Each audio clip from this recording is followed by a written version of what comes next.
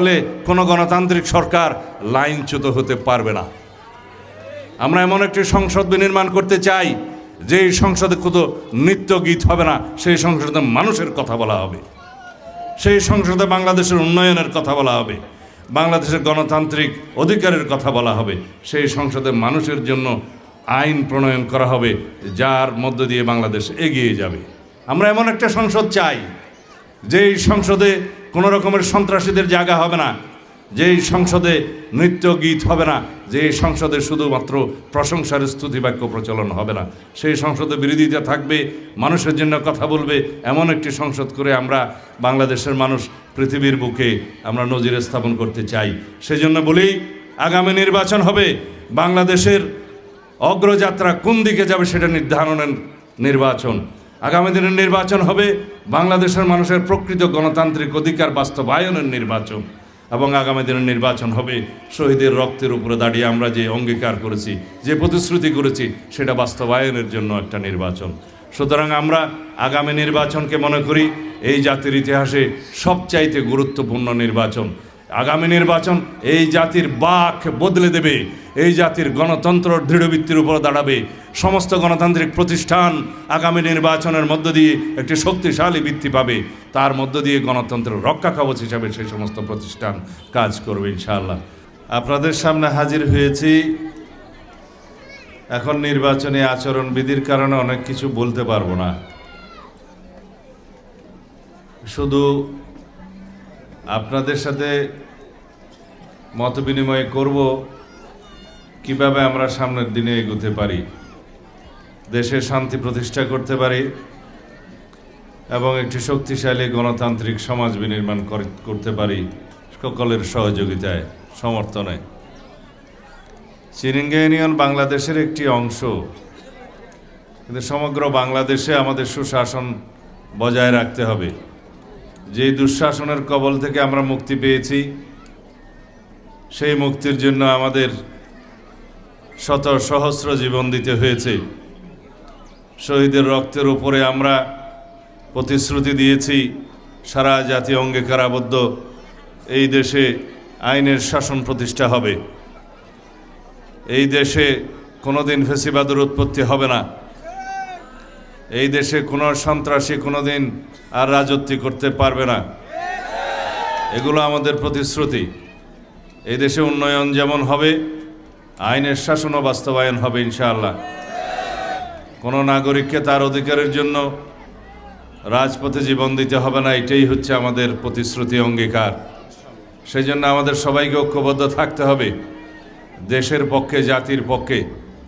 আপনারা জানেন একটা দল ভারতপন্থী, তারা ভারতে পালিয়ে গিয়েছে, আর একটা দল আরও পশ্চিমের পন্থী, তারা বাংলাদেশের মানুষের মনোভাব বোঝে না। শুধু বিএনপি হচ্ছে এই দেশের একমাত্র দেশপ্রেমিক রাজনৈতিক দল যা জনভিত্তির উপরে দাঁড়িয়ে আছে, সকল জনগণের ধর্ম বর্ণ নির্বিশেষে সকলের সমর্থন নিয়ে এই দেশ পরিচালনা করতে চায়। আমরা এই বিএনপি বাংলাদেশের পক্ষের শক্তি। আমাদের স্লোগান হচ্ছে সবার আগে বাংলাদেশ। বিদেশে আমাদের কোনো প্রভু নাই, বন্ধু আছে। যাদের বিদেশে প্রভু আছে তারা প্রভুর কাছে আশ্রয় নিয়েছে।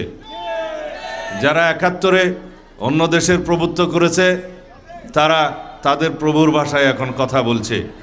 সুতরাং বাংলাদেশের মানুষের পক্ষে একমাত্র দল, দেশপ্রেমিক দল, জনগণের দল, দেশের সকল জনমানুষের দল, ধর্মবর্ণ নির্বিশেষে, তার নাম বিএনপি। আমরা সেই জন্য বলি বিএনপি মানেই গণতন্ত্র, গণতন্ত্রের বিকল্প নাম বিএনপি। শহীদ রাষ্ট্রপতি জিয়াউর রহমান এদেশের স্বাধীনতার ভিত্তি স্থাপন করেছিলেন, স্বাধীনতা অর্জন করেছিলেন, বারে বারেই স্বাধীনতা রক্ষা করেছেন, গণতন্ত্র রক্ষা করেছেন, গণতন্ত্রের জন্য আজীবন সংগ্রাম করেছেন দেশনেত্রী বেগম খালেদা জিয়া। ফেসিবাদ মুক্তির জন্য আমাদের নেতা জনাব তারেক রহমান ফেসিবাদ বিরোধী আন্দোলনের নেতৃত্ব দিয়ে এই জাতিকে ফেসিবাদ মুক্ত করেছেন। আমরা আজকে গণতন্ত্রের বাতাসে অবস্থান করছি। সেজন্য এই গণতন্ত্রকে টেকসই করতে হবে, চিরস্থায়ী করতে হবে। এদেশের মানুষের সকল গণতান্ত্রিক অধিকার প্রতিষ্ঠা করতে হবে, সাংবিধানিক অধিকার প্রতিষ্ঠা করতে হবে। তার মধ্য দিয়ে দেশের প্রত্যেকটা মানুষ মনে করবে এই রাষ্ট্রের মালিকানা তার। এই দেশের জনগণের মালিকানাই হচ্ছে এদেশের মূল ভিত্তি। রাষ্ট্রের মালিকানা জনগণের হাতে ফিরিয়ে দিতে হবে গণতন্ত্রের মাধ্যমে, আপনাদের ভোটাধিকার প্রয়োগের মধ্য দিয়ে। এই ভোটাধিকার এমনভাবে প্রয়োগ করতে হবে যার মাধ্যমে আপনাদের ভোটাধিকারের মাধ্যমে আপনাদের অধিকার প্রতিষ্ঠা হয়। আমরা বলেছি আমরা একটা ফ্যামিলি কার্ড দেব, যেই কার্ডের মালিক হবে পরিবারের যিনি কর্ত্রী, সেই নারীর হাতেই থাকবে সেই কার্ড। সেই ফ্যামিলি কার্ড থাকা মানেই এটা নারীর ক্ষমতা, নারীর মর্যাদা, নারীর নিরাপত্তা, এবং তার মধ্য দিয়েই আপনারা মর্যাদাবান হবেন, ক্ষমতাপ্রাপ্ত হবেন। এটাই হচ্ছে নারীর ক্ষমতায়ন। আপনাদের সন্তান সন্ততিরা মানুষ হবে, শিক্ষিত হবে, দেশের জন্য সম্পদ হবে। এটাই আমাদের পরিকল্পনা। আমাদের নীতি আছে, পরিকল্পনা আছে, কর্মসূচি আছে, আদর্শ আছে। অন্যদিকে যারা শুধু জান্নাতের টিকিট বিক্রি করছে তারা মানুষকে বিভ্রান্ত করছে। এটা ঠিক নয়। আমরা সবাই ধর্মপ্রাণ মুসলমান, অধিকাংশ মানুষ এই দেশের 90-92 ভাগ। অবশ্যই অন্য ধর্মাবলম্বী ভাই বোনদের প্রতি আমাদের সমস্ত দায়িত্ব আমরা পালন করব। তাদের সাংবিধানিক অধিকার, নাগরিক অধিকার আমাদেরকে নিশ্চিত করতে হবে। রাষ্ট্র সবার, ধর্ম যার যার, নিরাপত্তা পাবার অধিকার সবার, এই দেশের সকল নাগরিকের, এই স্লোগান আমরা দিয়েছি। আমরা কথায় বিশ্বাস করি না, কাজে বিশ্বাস করি। কথামালার রাজনীতি আমরা করি না। এদেশের সমস্ত উন্নয়ন আমরা প্রতিশ্রুতি দিয়ে করেছি, প্রতিশ্রুতি না দিয়েও করেছি। আমরা কথা বলেছি, কথা রেখেছি, প্রতিশ্রুতি দিয়েছি, প্রতিশ্রুতি বাস্তবায়ন করেছি। এটাই হচ্ছে আমাদের ইতিহাস, বিএনপির ইতিহাস।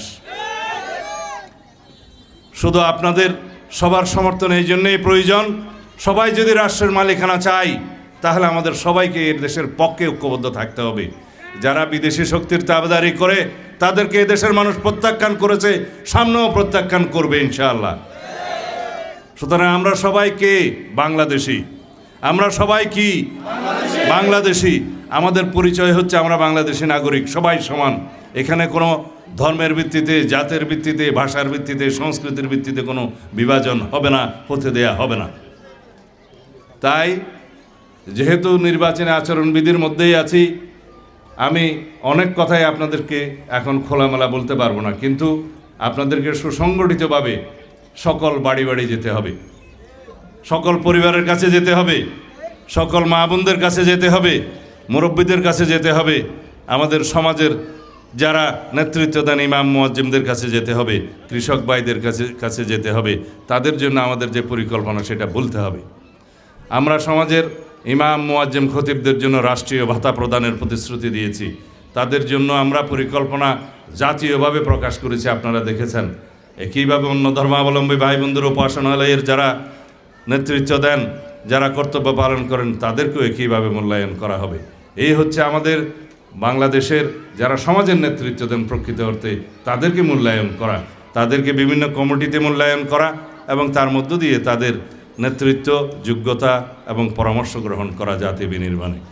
আমরা মেয়েদেরকে বলতে চাই, আপনারা বাংলাদেশের নাগরিক হিসাবে পুরুষ এবং মহিলা সবাই সমান। আপনারা পিছিয়ে পড়া অংশ ভাববেন না নিজেদেরকে। আপনাদের উন্নয়নের জন্য, নারীর উন্নয়নের জন্য, নারীর ক্ষমতায়নের জন্য, মর্যাদা বৃদ্ধির জন্য আমরা ফ্যামিলি কার্ডের কথা বলেছি। একইভাবে এই দেশে নারী শিক্ষার প্রসারের জন্য, মেয়েদের অবৈতনিক শিক্ষার জন্য দেশনেত্রী বেগম খালেদা জিয়া 1991 সালের সরকারে থাকার সময় যে উদ্যোগ গ্রহণ করেছিলেন সেটা সারা বিশ্ব স্বীকার করেছে। বাংলাদেশে সেটা অনেক ফলপ্রসূ হয়েছে। শিক্ষার হার বেড়েছে, মেয়েদের শিক্ষার হার বেড়েছে, তারা এগিয়ে গিয়েছে, সমাজের নারী নেতৃত্ব প্রতিষ্ঠা হয়েছে, সমাজের সর্বক্ষেত্রে আজকে নারীরা বিচরণ করছে সেই শিক্ষা ব্যবস্থার কারণে। শিক্ষার বিনিময়ে খাদ্য কর্মসূচি আমরা প্রচলন করেছিলাম 1991 সালে। একইভাবে বাংলাদেশের শিক্ষার হার আমরা প্রাইমারি লেভেলে, মাধ্যমিক লেভেলে আমরা দেখেছি অনেক বেশি এগিয়ে গিয়েছে। আমরা মেয়েদের জন্য যখন অবৈতনিক শিক্ষা ব্যবস্থা চালু করেছিলাম, শিক্ষাবৃত্তির ব্যবস্থা, উপবৃত্তির ব্যবস্থা করেছিলাম, সেটার উপকারভোগী হিসাবে বাংলাদেশের নারী সমাজ অনেক দূরে এগিয়ে গিয়েছে। এগুলো আমাদের পরিকল্পনা ছিল, কর্মসূচি ছিল, বাস্তবায়ন করেছি আমরা। বাংলাদেশের মানুষ সেটার ফল পেয়েছে। একইভাবে সামনের দিনে আমাদের অনেক ক্ষেত্রে আমাদের প্রতিশ্রুতি আছে, বাস্তব ভিত্তিতে আমরা কর্মসূচি প্রণয়ন করব এবং এই দেশের সকল মানুষকে উন্নত একটা জীবন দানের জন্য আমরা চেষ্টা করব, যাতে জীবন মান উন্নত হয়। তাই আপনাদের সন্তান সন্ততিরা মানুষ হবে, শিক্ষিত হবে, দেশের জন্য